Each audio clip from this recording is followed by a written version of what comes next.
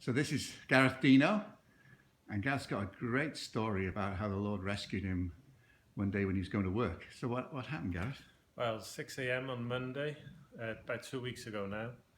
I was on my pedal cycle, my road bike, and I was on a roundabout, on about 40, 50 mile an hour road, dual carriageway, and a vehicle came along and hit me, knocked me off my bike.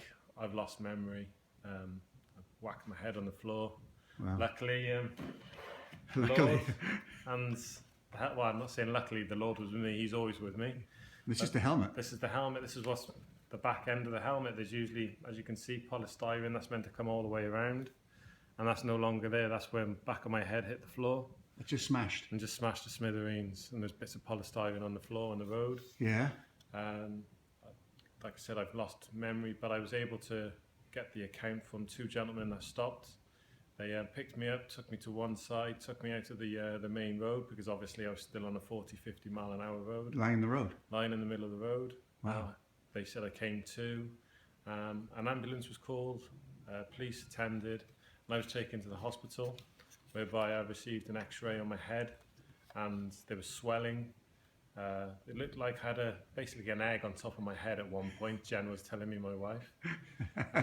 But after her and the elder Terence, prayed for me over the phone, and within an hour the swelling had reduced significantly. Wow. To where my head was normal shaped again. And So that's normal, is it? So that's normal now. And the x-ray was clear. There was no bleeds on the brain. No damage? No damage at all. Praise God. So I was protected and wrapped up in I still believe the Lord's armour. Yeah. As well as the helmet doing the job it was meant to do.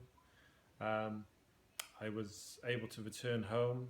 I'd been signed off work for a couple of weeks, which is the normality of things to happen. But during that time, when I had time to think about it, the initial shock of the incident went away, and I was able then to start thinking about what happened, what could have happened. Yeah. And I was trying not to get too wound up about it, because the enemy was trying to encroach, thinking, well, what are you going to do about it now? This person's driven off and left you for dead on the Hit floor. Hit and run. He just drove off. No stop. So he hit you full on, so he knew what he'd do.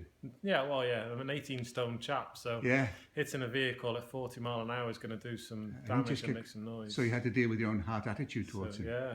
And how did you manage that? I just told him to go away. I didn't want anything to do with him. With the enemy? The enemy, no, he was gone. He had no part of it. Yeah. I was to be able to walk away at an impact of at least 30 to 40 mile an hour and have little to no injury at all is a miracle. And you forgave the guy? And the guy's been forgiven. If he was to come forward now, I would have a few questions for him, but I wouldn't hold any grudge against him.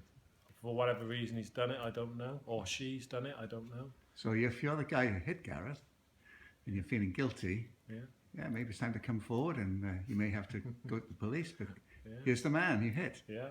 And Gareth has forgiven you. Been forgiven. There's no grudge held against him or her. Or her. Keep remembering that. Yeah, not being and everything's fine now? Everything's fine. I'm 100% almost. Bike's being repaired.